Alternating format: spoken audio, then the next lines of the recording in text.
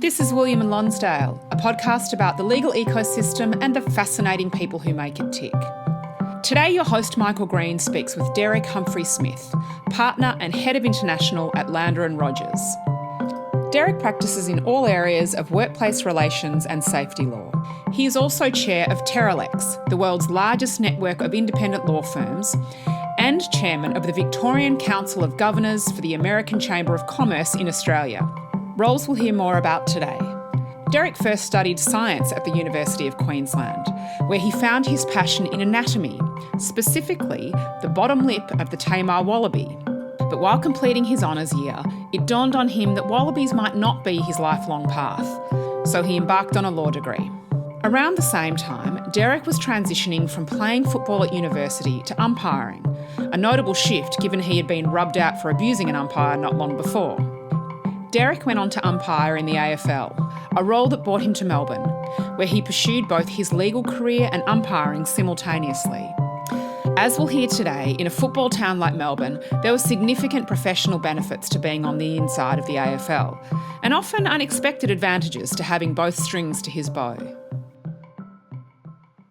I remember there was a change to the right of entry laws in Queensland, and I'd been doing quite a bit of work with the BLF at that time, and the partner said, look, I don't want to do this on a Sunday. Why don't you go to their state conference and you do the update for the membership on the right of entry laws? And I went, sure, okay, that sounds interesting. And I remember going, and I'd never met the president, and he had to introduce me as I was sitting on stage, and he said that, I think these were his words, Michael, what a sad, sad day it is for our union that we have a bloke with a hyphenated surname presenting to us. And there were boos, and it was great. It sort of set me up for a life in umpiring later. It was great.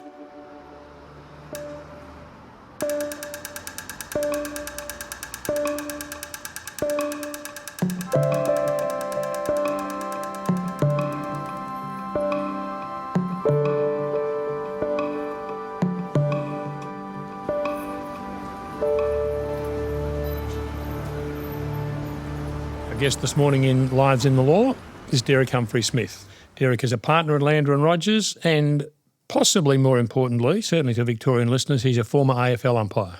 Derek, good morning. How are you, Michael? Great to see you. Derek, what about the Humphery-Smith bit?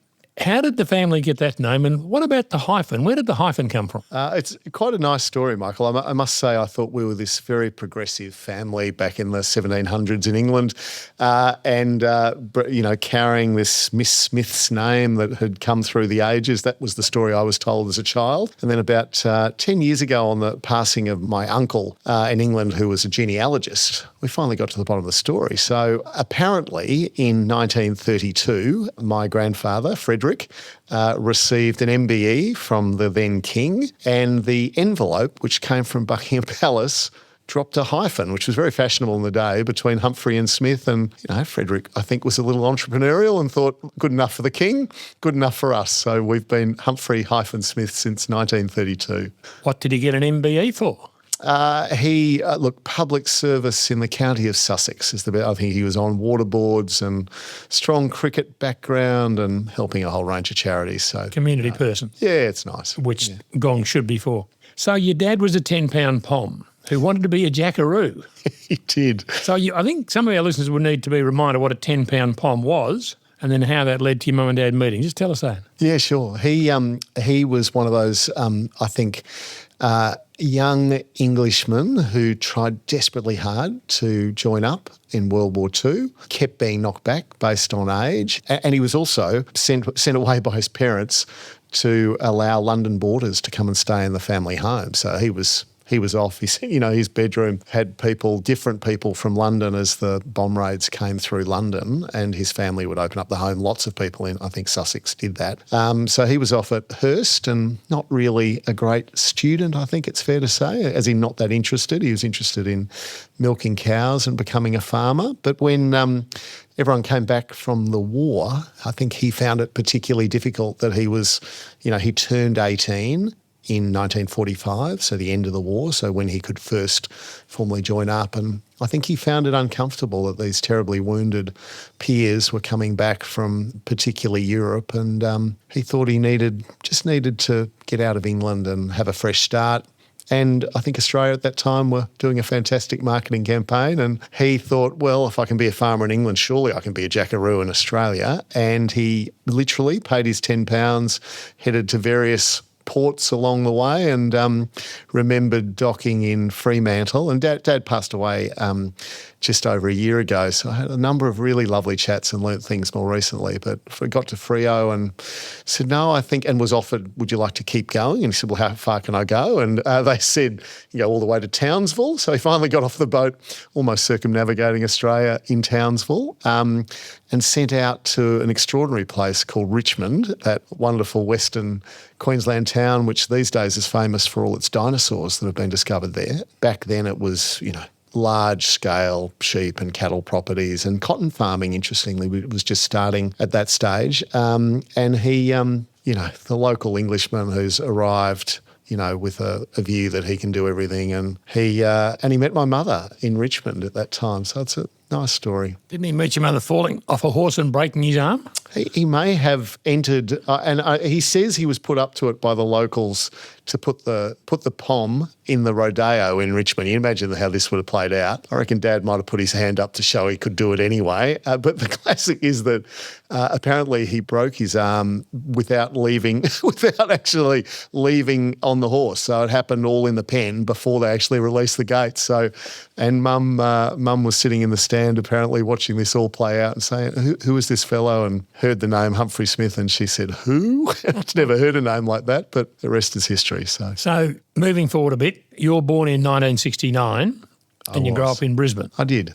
In my mind, I may be over-egging the pudding here, Derek, but it would seem to me to be idyllic to grow up in Brisbane in the 70s. It was a great time. I had a wonderful childhood, playing as much sport as I could possibly play, Michael. So it was all, and the great thing in Queensland was that you played all four codes of footy. So I sort of had time playing rugby league all through my primary school, always played footy, Australian football, sort of from about as a 6-year-old at Main Junior Footy Club. And then, go to high school, you'd get put to fullback because you could kick. Hoped like hell they wouldn't break the lines, but you could always kick, and played some soccer at school as well. So it was one of those unique situations from a football perspective. You could get that chance to try all four codes, and cricket was, one of my great loves, continues to be, and played that all summer and then into footy over the winter.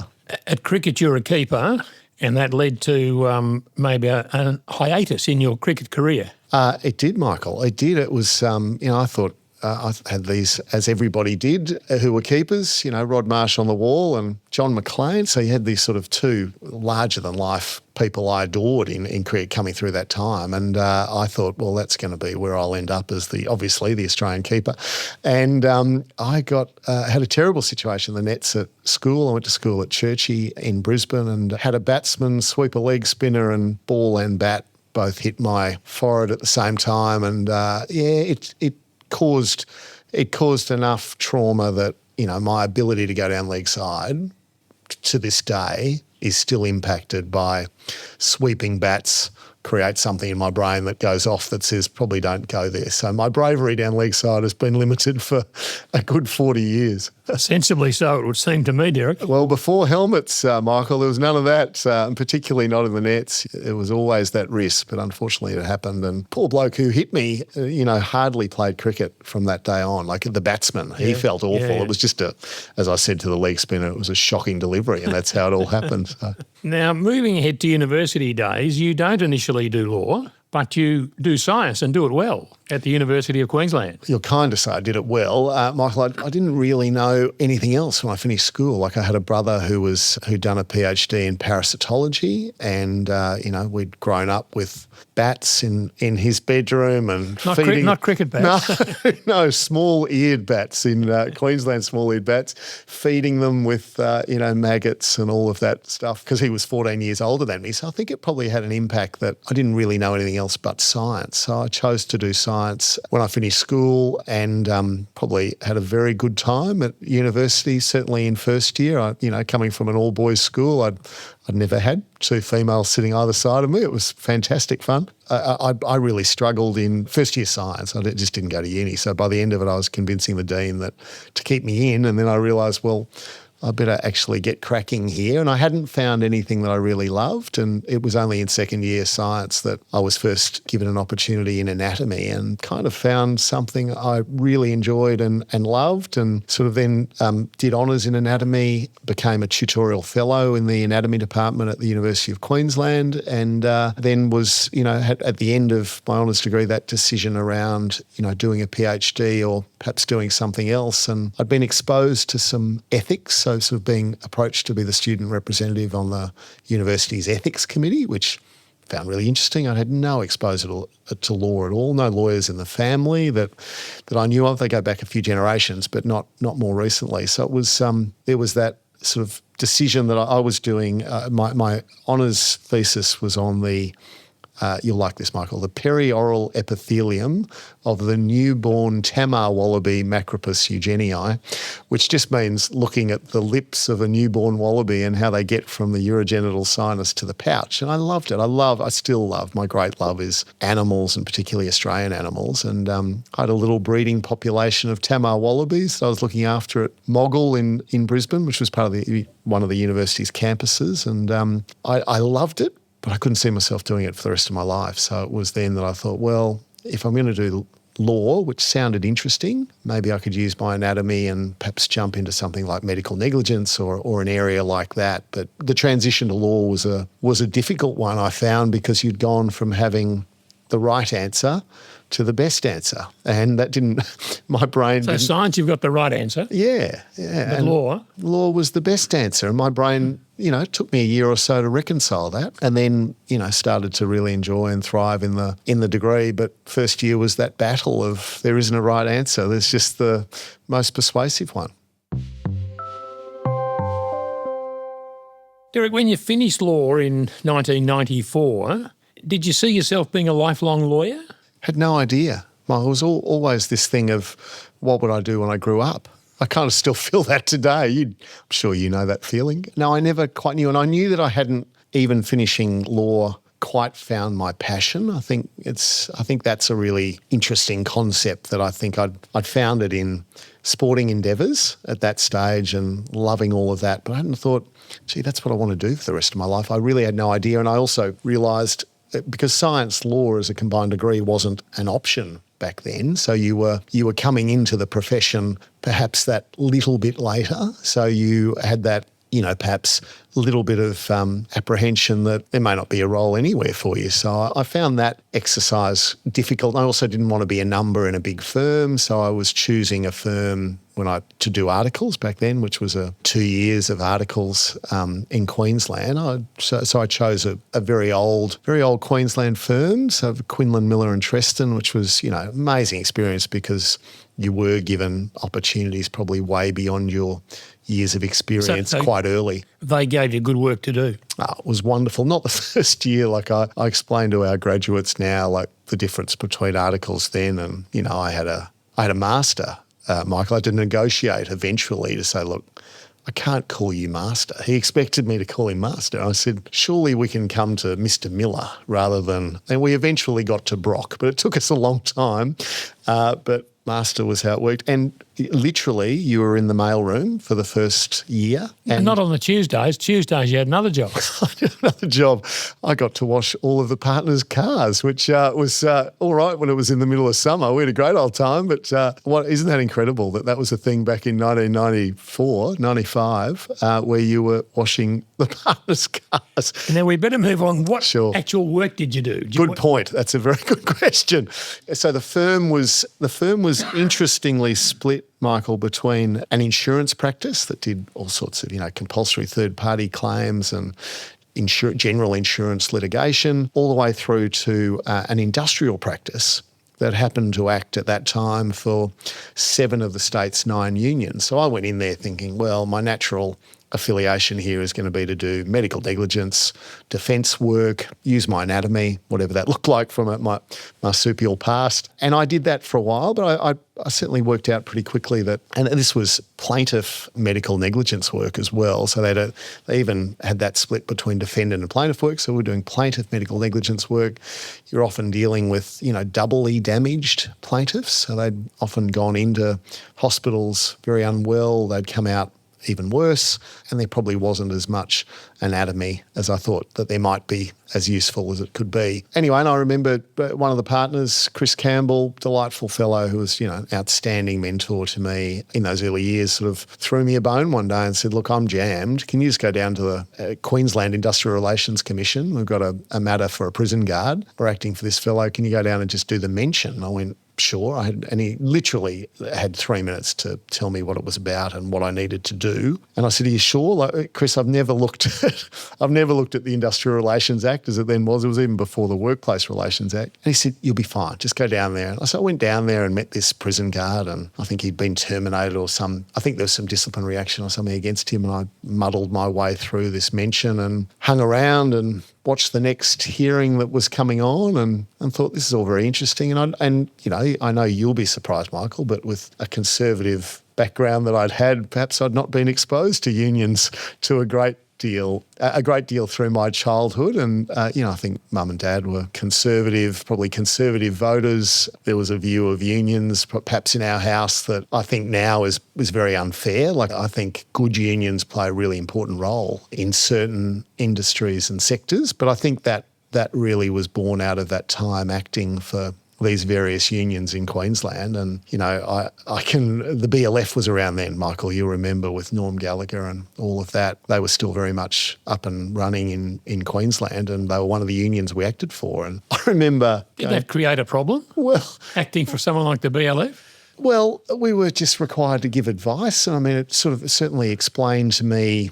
It gave me a great understanding of how unions operate, what drives them. It's often money, if I'm blunt, not dissimilar to employers in many ways, but coming from a different perspective. I remember there was a change to the right of entry laws in Queensland, and I'd been doing quite a bit of work with the BLF at that time, and the partner said, look, I don't want to do this on a Sunday. Why don't you go to their state conference and you do the update for the membership on the right of entry laws? And I went, sure. Okay, that sounds interesting. I remember going, and I'd never met the president, and he had to introduce me as I was sitting on stage, and he said that, I think these were his words, Michael, what a sad, sad day it is for our union that we have a bloke with a hyphenated surname presenting to us. And there were boos, and it was great. It sort of set me up for a life in umpiring later. It was great. I'm assuming there was a bit of humour in that. Surely some people... Well, there was some laughs as well, but there was also just underlying, we're not going to like this guy. But I got on really well with the unions. I'm still in touch with the Bacon Factories Union of Employees Queensland, one of meat processing unions who... a separate union for bacon factories. Yeah. So, but they also did broader meat work. They sort of were able to capture those employers. But that was, that became I love that relationship. Like they were a truly great union, ran really lean, excusing the pun, with the meat industry, but they did run it like with hardly any fat in that union at all. And they really represented their members' interests. So, and they called me Two Dogs, which I've carried to this day. I still get text messages, Two Dogs, how are you? How's the year going? From the former secretary. Exactly, former secretary of the Bacon Factories Union, and he'd call me Two Dogs in the commission, which I found unhelpful. So we'd often have to explain that. So.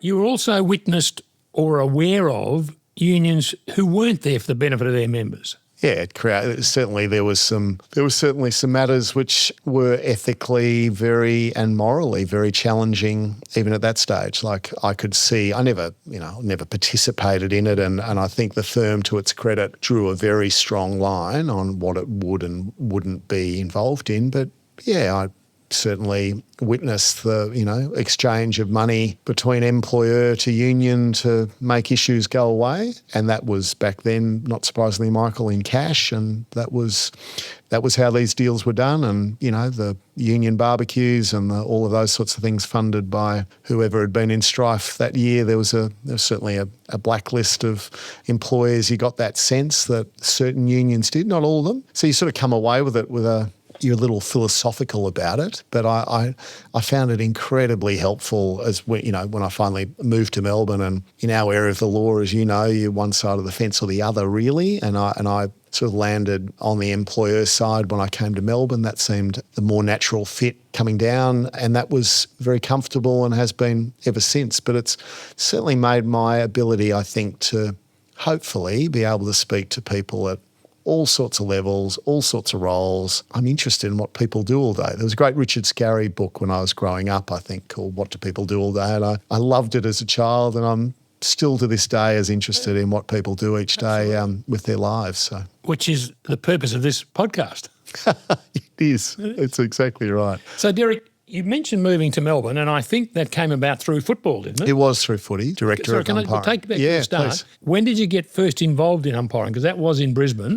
That was in Brisbane. So I'd been playing footy, as I said, all the way from under, about a 6-year-old, but playing under 8s all the way through. And I had a bad leg injury playing for university. So I'd been at Maine and then transferred. That was more difficult from a training perspective. Went to uni, and playing for university was outstanding experience because everybody hated us, like as the students, like it was a squaffer back then. The South Queensland Australian Football Association was a pretty scary league, Michael, and there were lots of former prisoners running around in that league. But anyway, I broke my leg, and it was funny. Neville Nash had just moved from Melbourne up to got the role, I think, as the Queensland Director of Umpiring. You would have remembered Neville, and remember his dad even more. You would have, and so Neville, I think, umpired one VFL Grand Final, and then got this job. And he cleverly thought that there was this pool of injured footballers who might actually be quite useful to get into umpiring. And that's really, he rang me, said, I hear you're going to be out for the rest of the year, and, you need to get back and you want to stay fit, and this will give you an opportunity to do some running, and would you like to do some umpiring? And I said,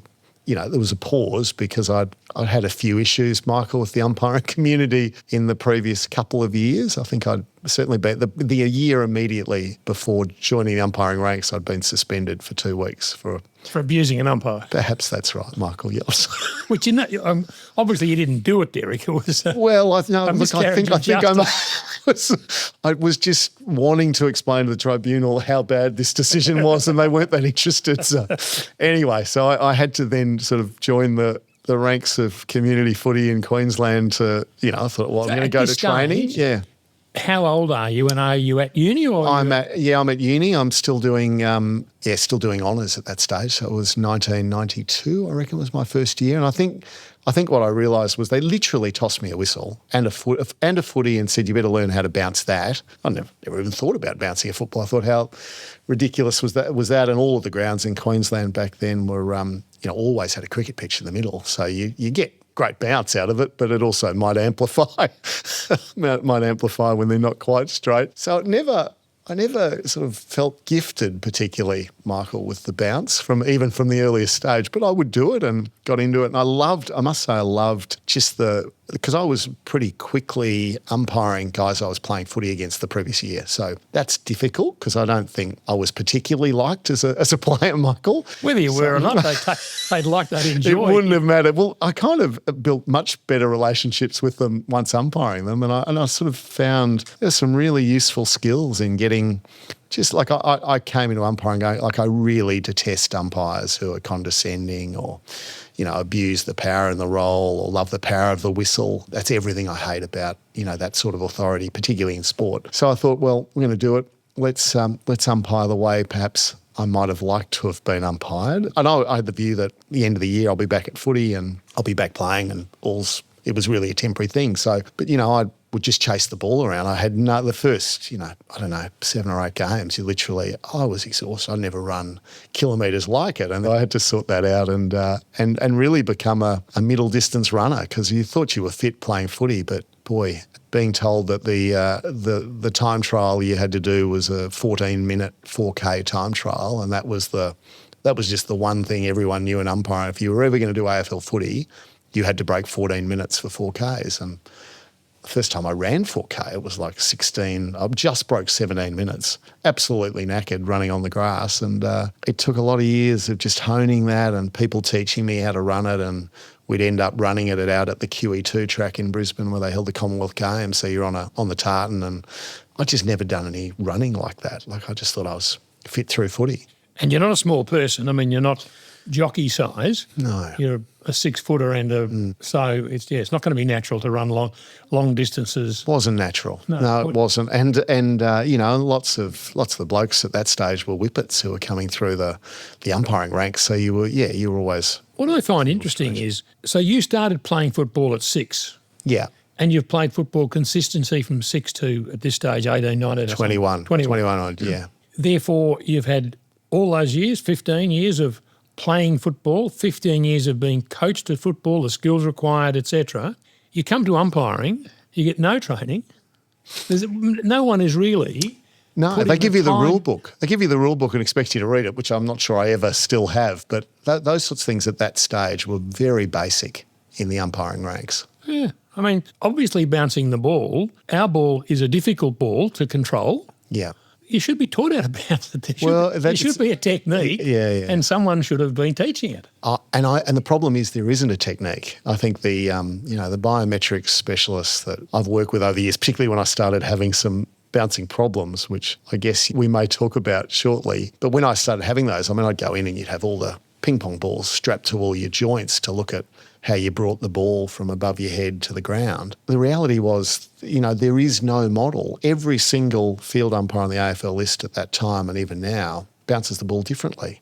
Some break the knee. They always compare it to a golf swing. And for me, it was about having my hands level at the point of release. And I think being taller probably wasn't that helpful. I was, always had hamstring issues, and it was a challenge, but a great intellectual challenge. I think the thing I loved most when I first took up umpiring was this under duress, running hard, having to make good decisions, and I think there's no doubt that's something I enjoyed the challenge of, and it's, I think, been really helpful in professional life as well. The decision making would be for sure, and we may have an argument about how good your decision making was, Derek, but having to do it while exhausted, that's a great and very difficult and obviously a great challenge. Yeah, and to shut out, I think, the external factors, I think, is the thing that you learn. Like when I first took up umpiring, I remember those first couple of games in, squaffer, second division reserves or something, one umpire system, the abuse that I would cop, not just on the field, but from people off the field, is extraordinary. So anyway, it creates a really strange reaction in people umpiring. Now, we better veer a little bit back towards the law. Yeah. It was umpiring that brought you from Brisbane to Melbourne? It was. So Director of Umpiring at the AFL wanted the list all in the one place. I'd been on the list by then a couple of years, and Peter Schwab came in and said, we want you all training together at Waverley. So came down then, and I had to find a role, and I thought, look, I'd realised by then the industrial stuff was I was enjoying it, but I hadn't taken that step across to the employer side yet. I wondered how that would be. I probably had 7 interviews and 4 offers when I came down, which wasn't a bad strike rate. But I must say, it genuinely, when I walked into Landon Rogers at that time, sort of felt like I was home. It was a really interesting feeling that I can vividly remember sitting in reception, watching the comings and goings. I still look when I visit lots of law firms around the world, how people interact with the reception, with the reception staff. That's very critical in my mind in terms of what the cultural overlay is. Just felt very natural. And then to find out that they acted for Hawthorn, so that, if you remember, all the Melbourne firms back then, they all had one team for one firm, and Landon Rogers through Chick, who was still alive when I joined, Hartwell George Lander, had been their honorary solicitor at Hawthorn and infamously wrote the lyrics to We're a Happy Team at Hawthorn. I think a little intoxicated in the early 1950s. He did a pretty good job. It's still going well today. Exactly. But that was helpful. I think you knew it was a home where I could still do my football, and they needed to be accommodating because of the travel schedule. And at this stage, you may have been in practice for 5 or 6 years? No, I was coming down as a third-year lawyer, I think, because you had the 2 years of articles. So then, I think a beginning of third year, so a baby. And so how long were you umpiring and working at Landers? How long did the umpiring continue for?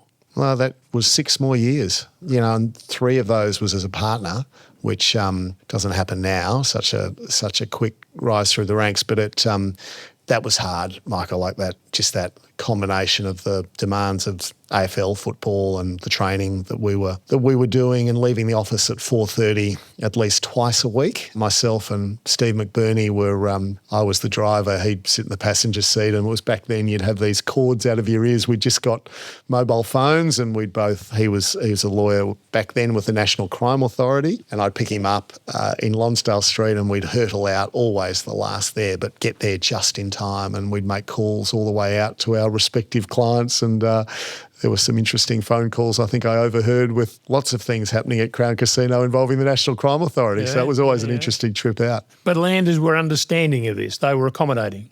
Oh, they were fantastic. I think it was a football firm, and they were interested. Who's this strange fellow? And what I found was it wasn't only the staff and the partners. The number of clients who would ring me Monday morning to say, why the hell did you pay that? How could you possibly have paid that? And just they would start watching the footy. Michael Brown, I remember, had taken over as CEO of Hawthorn not long after I'd started at the firm. So Michael and I became good mates because we were doing a lot of work together. I was just brought into that work quite early. And I think I found it last year. He'd sent me some hair dye, Michael, you'd like this, in the post, which arrived on a Tuesday, because he said my greying hair had become quite distracting while he was watching the football on Saturday night under the lights. So it was nice. They were a very supportive bunch, the client base, as you'd imagine. Let's finish off with the footy, because we've got to get back to the law. But I mean, obviously they're intertwined.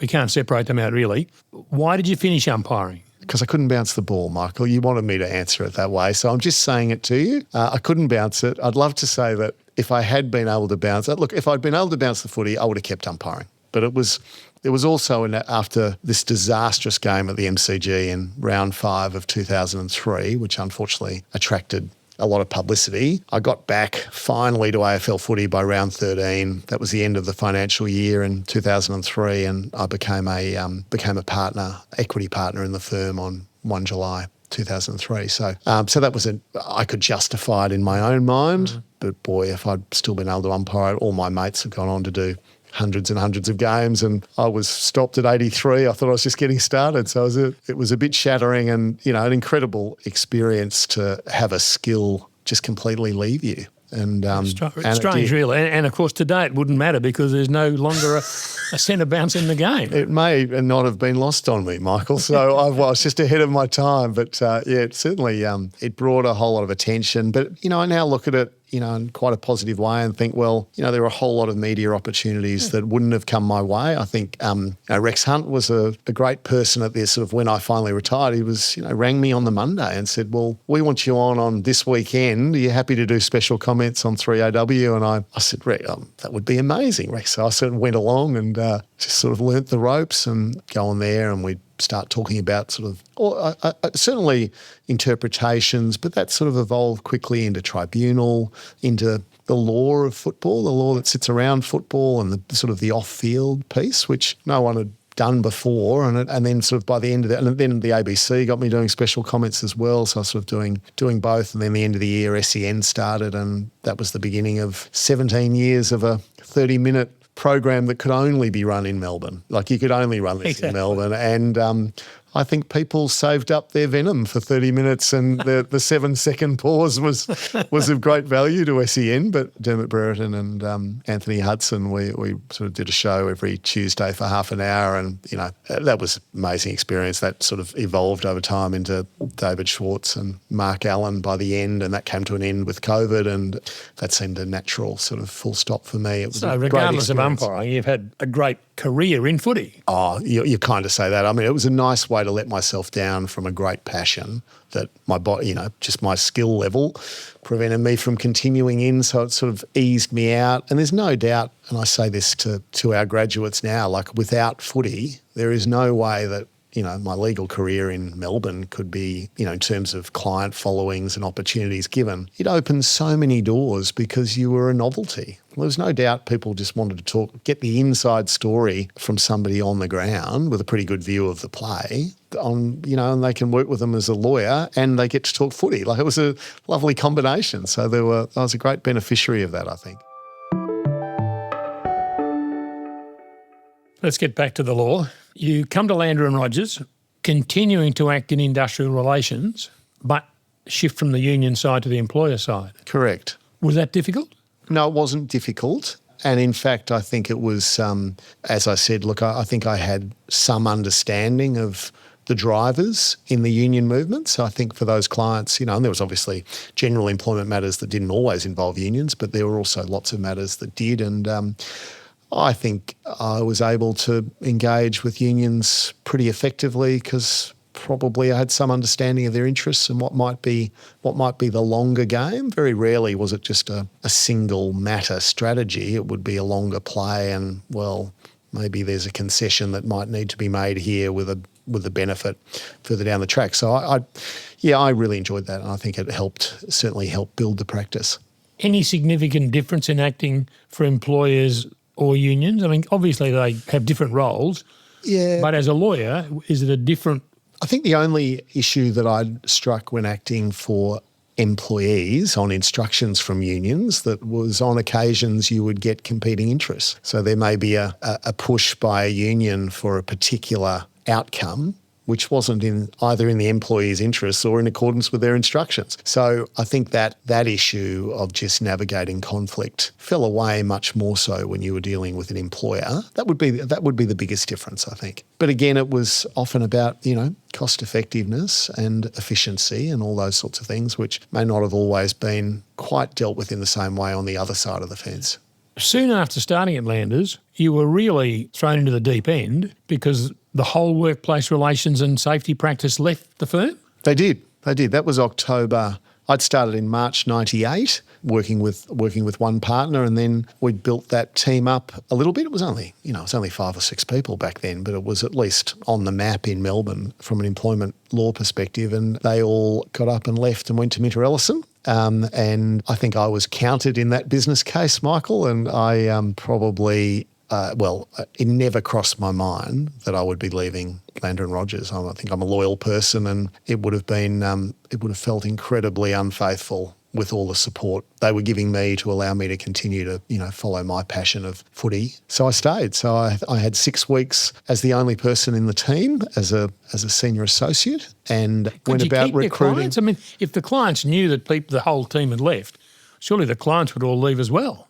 I think we went okay, Michael. It was very kind. Maybe footy was a great glue that kept many of them, based on really strong personal relationships. I think many of them expressed the view that they'd like to support me, and it was wonderful. So we did incredibly well in keeping them. I was recruiting a partner, Mark DeSerio, who joined me, and Mark and I worked together for 25 years. No. And I was recruiting. I was involved in the recruitment process to bring someone on board who I thought, will team well and work well together. And, to the firm's credit, they kind of let me do that, which was really, really lovely of them at the time.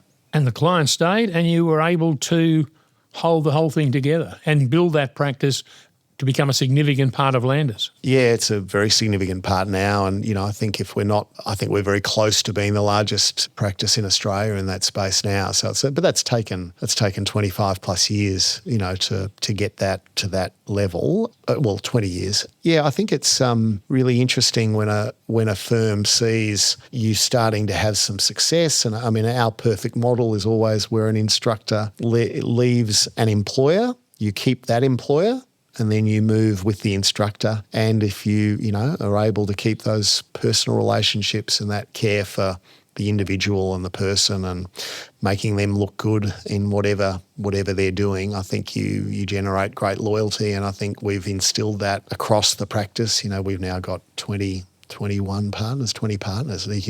That's a huge practice. And I think each of them have really been beneficiaries of that transitioning of clients, because once we can effectively transition clients to someone else, that allows others to go and chase new opportunities and win more work. So it's been a good model, and I think the equal partnership structure at Lander & Rogers has served that very well, because it's not a point scoring exercise. You're not competing against your fellow partners. You're just getting the right person with the best skills to do the work, and allowing those that will have strengths in building relationships and building the commercial side to go and get on with it. Play to your strengths. So it's been a great model for us. Derek, tell us about Colin Beattie, a leadership coach. Yeah. In reading about your career, he sounds a very interesting person and made a real contribution to the culture at Landers. I agree with that, Michael. Colin's a great friend of mine still. He's still right now he continues to coach me, so I catch up with him once a month, which is lovely to be back doing a bit of that with him. But I met Colin, Michael, back in the mid-2000s. I realised that we needed to keep doing things to make us a little bit different in the market. He had a consulting firm, which was really him, but he had access to a group of improvisation actors, which is very unusual to bring improvisation actors into a world of law. So, and we really embraced the rules that govern improvisation acting. So no blocking, no hogging, no wimping, make your partner look good. Now, we had to change your partner because that's never going to work well in a law firm, so it became make each other look good. But that no blocking, no hogging, no wimping, make each other look good, they continue to be the cornerstone of how we operate as a firm. And it means that you don't get possessive, territorial, selfish behaviour, and you can call it out. And I've never seen anything in professional services firms and do a lot of work with other firms.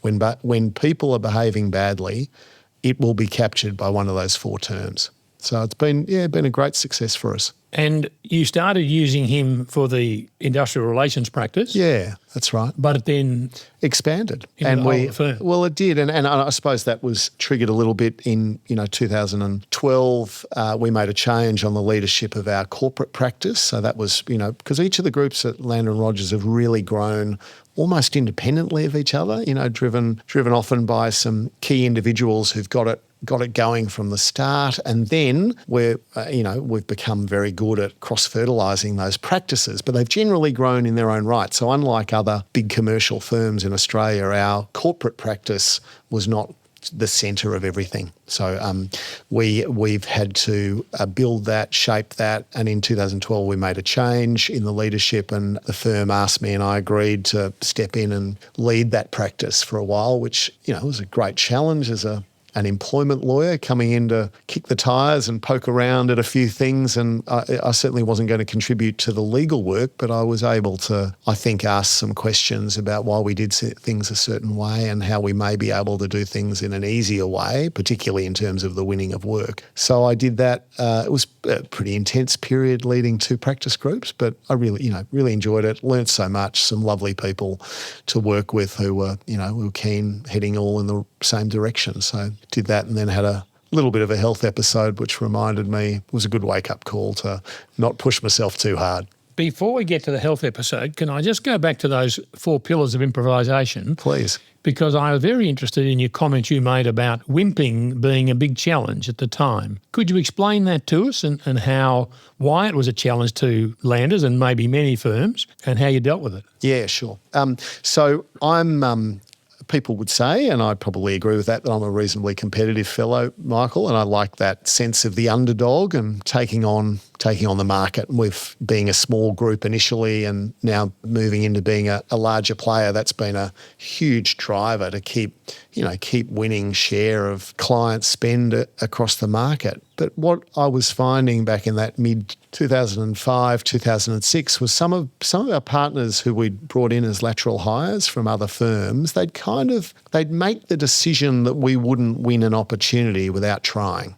And that was beginning to drive me crazy. So it meant that there would be opportunities that, no, we may not, but it might be the benefit to us was that it's part of a longer game. Show ourselves this year. We may not be successful, but client knows that we're hungry. We'd love to do their work. And maybe in the next time that opportunity comes up again, or a panel opportunity comes available, they know we're there and we're not going anywhere and we really want their work. And so I just wasn't seeing enough of that hunger and resilience from some of those lateral hire partners who'd come from firms with a very good brand in the market at that stage. I said, well, Landers isn't going to win that, so let's not waste the time doing it. So really instilling in the group that, 8 times out of 10, you'll pop your head above the trench. It might get kicked and you might not win, but that's okay because we win the 2 out of those 10 opportunities.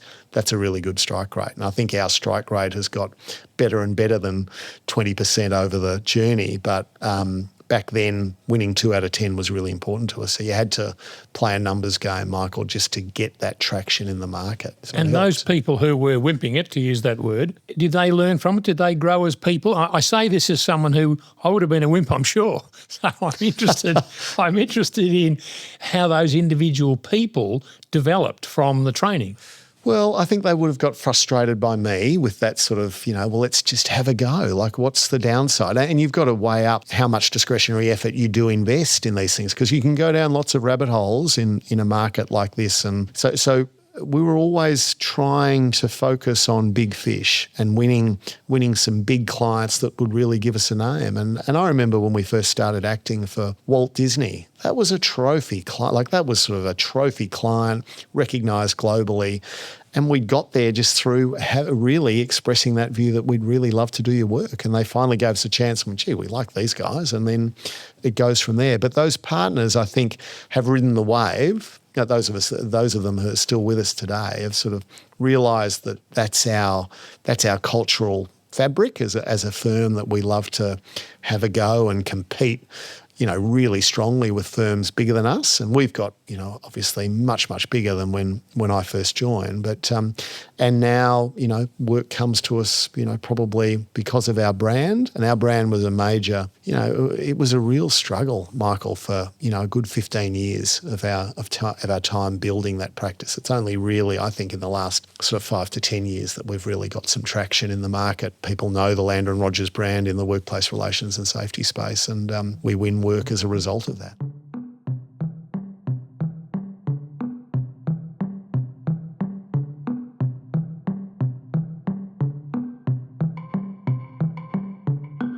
William & Lonsdale is brought to you by Green's List, one of the leading multidisciplinary barristers lists in Australia.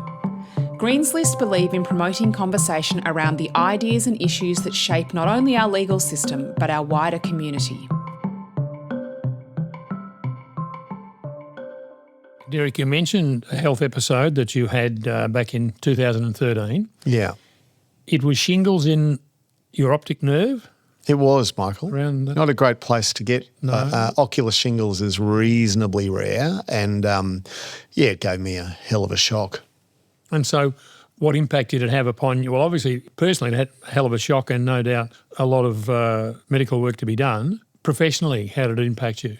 I think it just gave me an enormous wake-up call. Like, I was literally out of action for, I was in Cabrini for nearly 2 weeks, so it was a bit of a shock to everyone. And it happened on my birthday. Isn't that awful? I'd taken my children to see Pirates of Penzance, these young kids to be exposed finally to a great musical, and I could not, I just couldn't hear anything. The headache was awful. And anyway, and it took 2 or 3 days. It took 2 days at least to diagnose that it was shingles. So you finally got that little vesicle coming out of the eye. So people went, oh, well, you've got shingles.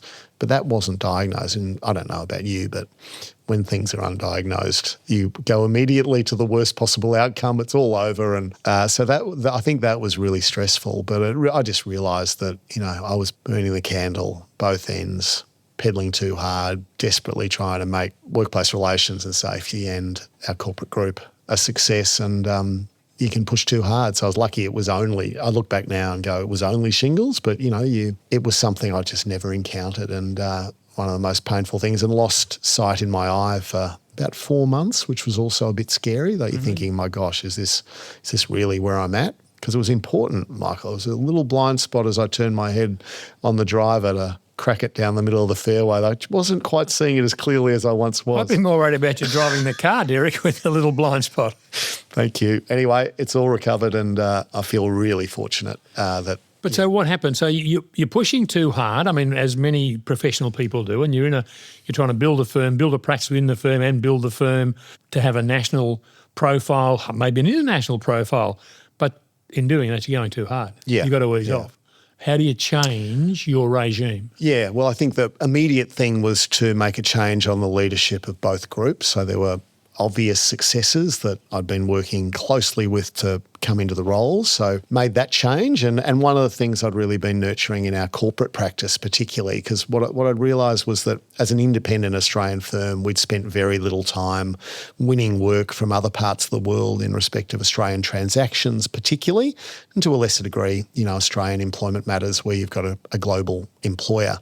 So that work led me quite neatly into continuing to practice, having a full-time practice in workplace relations and safety, but also leading our international practice. And it was about the time, as you would recall, Michael, the international invaders arrived in Australia, and so many rebrands of Australian firms and firms merging, and I think it was really Humphery-Smith merging with Freehills as it then was. That merger, I explained to the firm when that happened that I thought there was a really good opportunity in the London market that we would be able to win work through relationships with firms that perhaps used to use Freehills in the Australian market, didn't like Humphery-Smith in the London market. So why don't we go and round up those opportunities? So myself and Jackie Solikovsky, one of the corporate partners who took over the corporate practice from me, she and I went to London, met with probably 20 firms. Can I say, you hopped on a plane and did what in sales parlance is called made cold calls. They were pretty cold, some of them, but they were interested because you had to, and this was the no wimping. There you go. Well, it comes up again. I was actually thinking about wimping. It's a pretty hard thing to do on the other side of the world. Yeah, I had enough people who I knew had landed, so probably making a number of little connections again to sort of, even if they weren't in leadership roles, they were able to introduce me. And generally, if you've come all the way from Australia back then, not many people were doing that trip. And so I can't recall a firm that knocked us back in terms of at least having a meeting. They didn't all roll over and give us work immediately, Michael, but it led to some, great discussions and now, really burgeoning relationships in the London market out of really that decision. We would, I think we saw 20 firms. We continue to act for 12 of those 20. And I'd like to think we were their exclusive Australian provider now for legal services. That's an amazing story, really. Was it about this time that you were acting for Malaysian Airlines? Yeah, it was about that time. It was a little bit after that, Mile, when MH370 disappeared, which I'd done Malaysia Airlines work since 1998 when I first arrived. So one of those sort of legacy firm clients that I'd sort of stepped in over time to be the client relationship partner for, very close to them. And they were a very good brand in the Australian market in terms of international airlines at that time. So when this incident occurred, yes, I was very close to the client. The regional vice president called me and said, you're not going to believe this. It was like 4:30 in the morning here in Melbourne, to believe this, but we've had a plane disappear and we think it's come down off Perth. We need you to help us.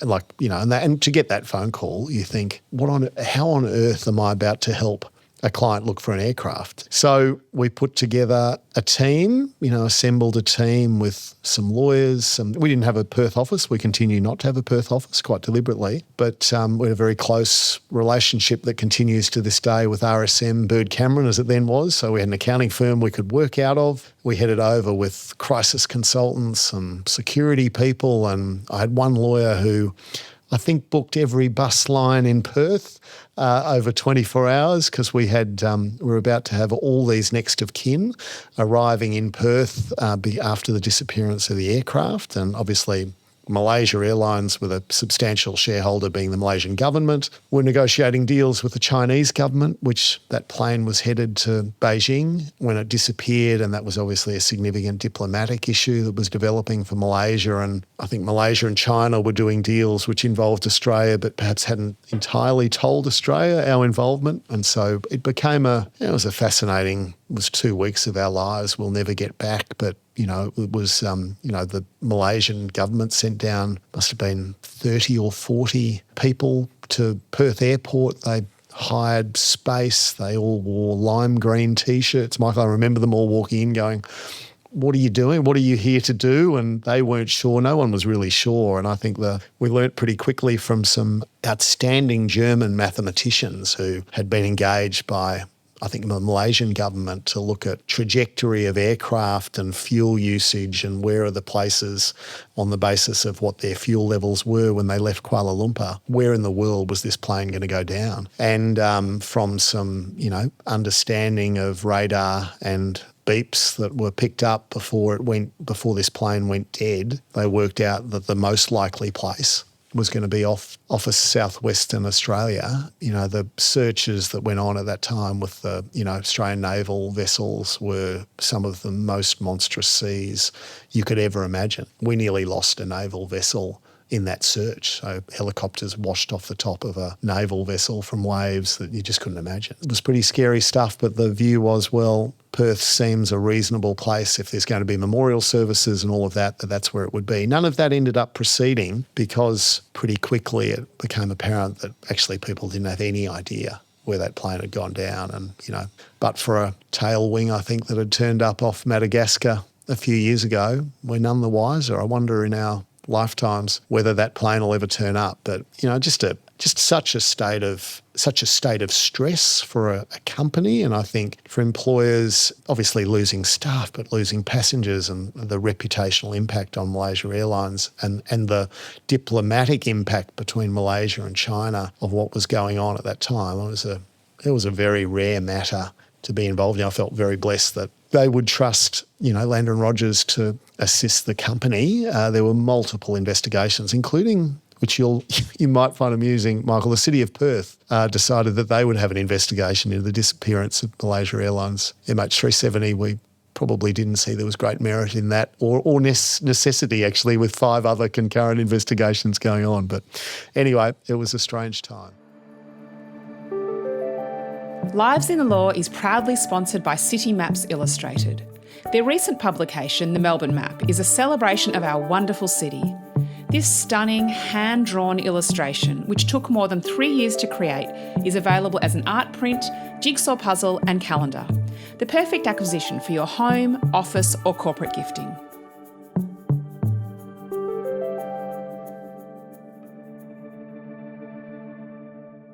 Derek, with the growth in Lander's international practice, people like Malaysia Airlines, are you doing more work like that which is not specifically legal? That is almost like a hand-holding exercise, but has what you do, the service you provide your clients, has it expanded beyond strictly legal because you're acting for It's a good question. I know some firms have expanded into that sort of consulting services. We haven't, Michael. That matter's rare. That matter is something where it's really based on the strength of a client relationship that they would ask you to do that. I mean, our work internationally, our involvement internationally was traditionally for outbound work. We wanted to take our clients to the world, ensuring that they would not be given an opportunity with a global competitor that might steal the client, if I'm blunt. That was very much our play. So when we joined TerraLex, which is the largest network of independent law firms in the world, and we're the exclusive member for Australia, we did that so that in 142 firms and 200 jurisdictions globally, we knew there was somebody vetted, very carefully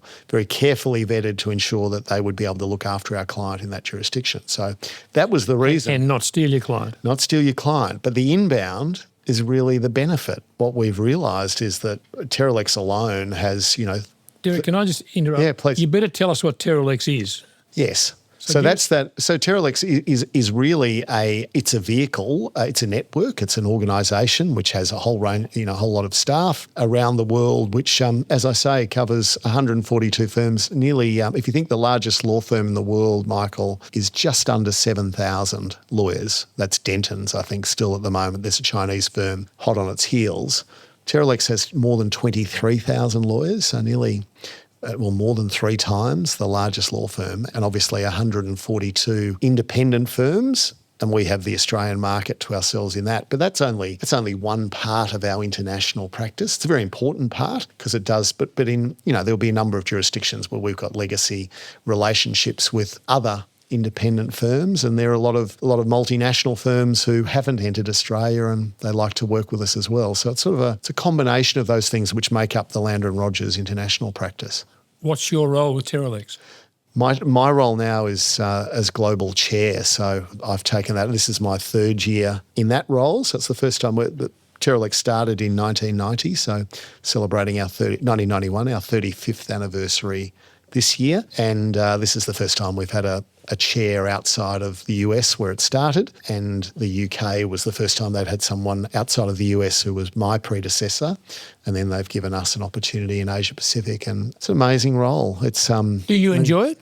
Oh, I love it, Michael. I literally learn something every day. Like there is with that many firms and that many countries, my geography's improved, Michael. You'd be pleased to know. I'm even getting better in Africa. In Africa alone, we have 29 firms out of 54 countries, which there's no other organisation even close to that sort of traction and coverage. So, you're really fortunate to deal with matters truly global in nature. So they might be multi-jurisdictional mandates on an M&A deal, or they might be, just a US client, like this morning, US client needing Australian employment advice on a really sensitive industrial issue, and that matter will now play out. That introduction's been made. So it's really a business development organisation. We leave the rule of law in many ways to the IBA. I think the IBA plays that role importantly and does a very good job, but so many of our members are involved, obviously, in the IBA, but also within TerraLex, and Jaime Carey, who's just stepped down as the president of the IBA, is our IBA, firm in Chile, Derek. the International Bar Association. So that's sort of in terms of the protection of the rule of law, that's the body that plays that role for the profession globally. And TerraLex, as I say, we're the largest independent network of firms, but that's really for the generation of work cross-jurisdictionally across the globe. And I think, Derek, you're also chair of a similar body called AmCham? AmCham, the American Chamber of Commerce. So I chair the Victorian Council of Governors for that organisation, which sits nicely. Obviously, a large part of our focus as a firm is on the US-Australia trade corridor, which AmCham plays a vital role in, really expanding the interests of and protecting the interests of the alliance between US and Australia. So I got approached to become a governor, and then got approached to become chair, and accepted both very willingly, because they're a great opportunity to be involved in some very interesting discussions, some interesting opportunities. One of the things we're doing with AmCham at the moment is supporting the NFL coming to Melbourne later in the year. We'll run a significant business symposium alongside the NFL game, which will be focused on US investment into Victoria and Victorian investment into the US. And we've got mayors of San Francisco and LA both coming because their teams are playing, and we might even see the Californian governor. So it'll be a pretty significant event. And, that sort of thing, I think, just from a personal perspective is fascinating. But from the firm's perspective, from a Landon Rogers point of view, it sort of has given us a different dialogue opportunity with a whole range of corporate clients, and obviously on a global stage and not just in the Australian market. The obvious question that raises, Derek, is how much are you still a daily practicing lawyer, and how much are you more of a chairman, taking an overall role, a rainmaker? Do you work on files anymore at all? Absolutely. So that's why I was running late this morning, Michael. I'm sorry. So no, I run a full practice, and that Can't you? Not enough hours in the day. Well, I think the great thing about having a large team now is you can. So there'd probably, I probably have 40 matters that I touch, when necessary, but, really well supported. What I don't do anymore probably is do much work with graduates and really younger lawyers. I'm delegating to either other partners or delegating to senior associates and special counsel who, they're great lawyers and we're in really close contact on the matter, but there'd probably be at any one time, 2 to 5 matters I'm very immersed in and handling. They tend to be, more sensitive matters. And are you taking maybe a more strategic role? On those, I'm pretty hands-on, but on the, certainly on those that whole other tranche of matters, I think they're a bit more in the strategic bucket, yes. So, and I love that. I mean, I still love the practice of law. So, and I think, I think that would be incredibly difficult to do the other roles because you lose relevance so quickly, in my view. I mean, I think I can say as chair of TerraLex, I'm the first person to hold that role who's still running a full practice as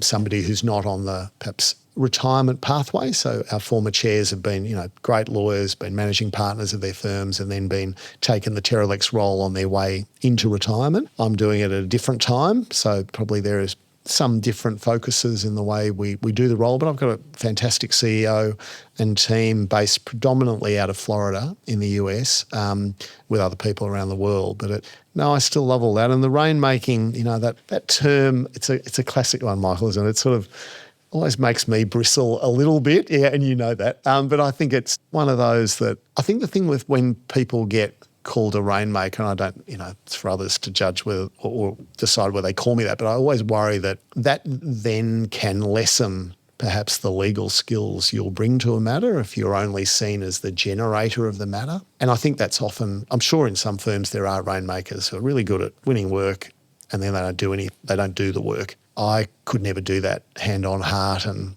do that for a client.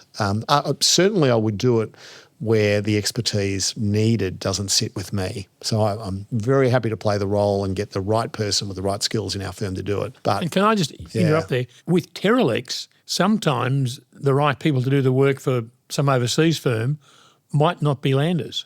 That's rare. Like we're pretty, a very wide breadth of work now. We've got over 700 people these days. It's a big practice over 4 offices. But there'll be some areas, where we rely on others, and it might be immigration work, for example, which we don't have in-house, but have a great relationship with Hall & Wilcox, actually, another one of the really, strong independent firms. We've always had a good relationship between the two firms. All that work gets funneled to their immigration partner, for example. So I think you've just got to discharge that duty you hold to the end client. And I think the firms that get themselves into trouble in this space is they say they can do everything. I think this concept of a full service law firm it's just a recipe for disaster. And I think there will be people on occasions who have better skills. They might sit in another firm, they might sit at the bar. And, I think our duty is to the end client who's going to give them the very best service in that particular matter. No doubt. The other question that obviously raised for me, Chairman TerraLex, is how much travel does it involve?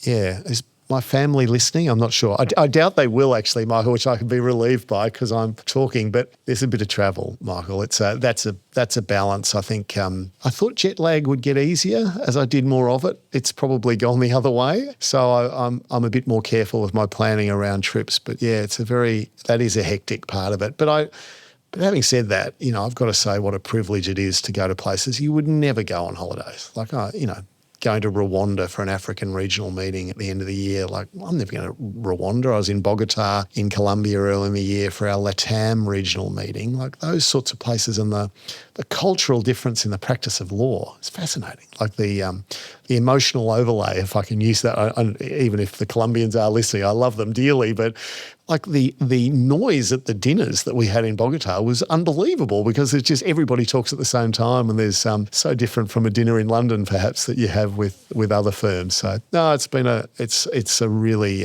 exciting role, and I'm loving it.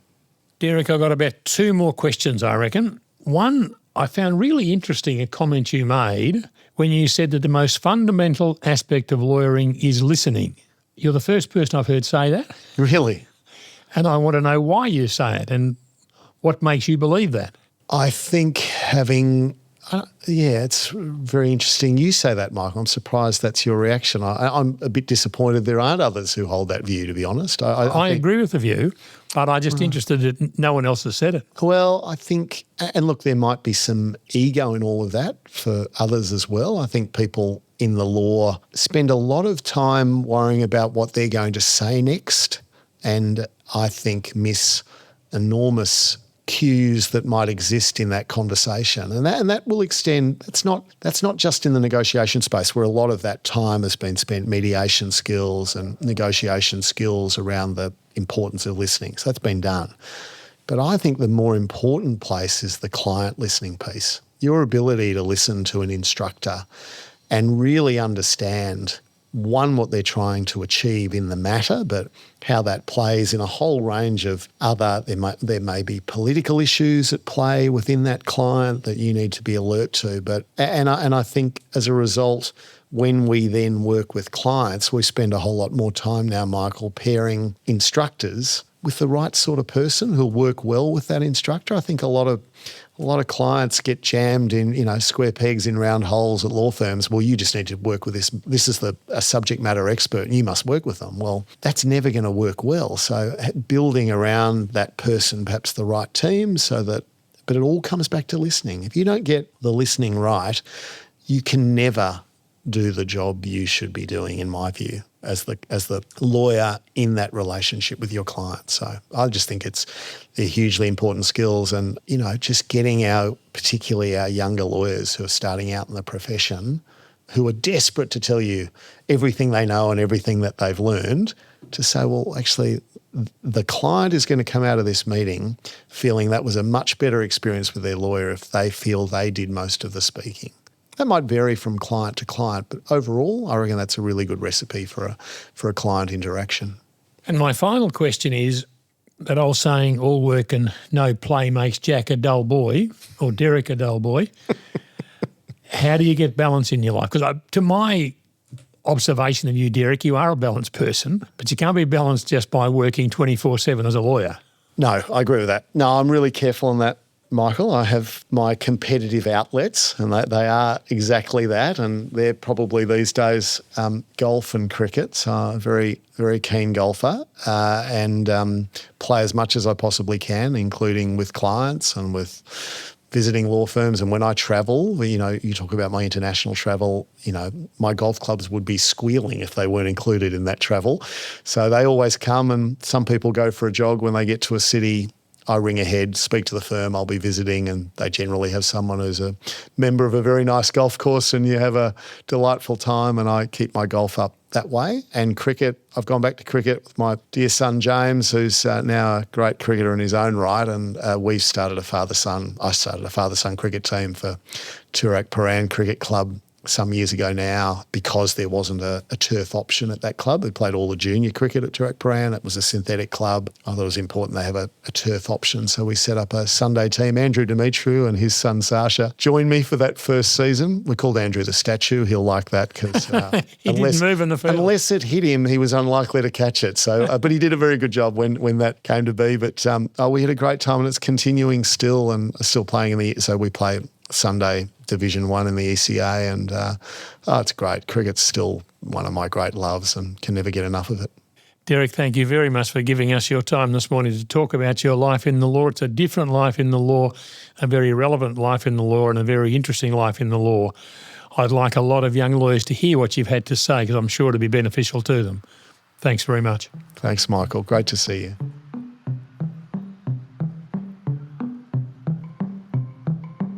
Show notes from today's episode can be found at greenslist.com.au/podcast. There you'll find links to things we've talked about in this episode, a transcript of the show, and some wonderful photos of our guests. If you're enjoying Lives in the Law, please tell your networks, subscribe, rate and review the show. Your host is former lawyer and Greens List clerk Michael Green. Our show is produced and edited by me, Catherine Green, mixed and mastered by Windmill Audio, and recorded by Alex McFarlane, who also wrote and performed all the music for the series. We're coming to you from the iconic Owen Dixon Chambers on the corner of William and Lonsdale Streets in our beautiful city of Melbourne. We acknowledge the Wurundjeri people of the Kulin Nation as the traditional custodians of this land and pay our respect to their elders past and present. There is no doubt that conversations about justice have been taking place on this land for thousands of years, and we are privileged to continue that discussion here today.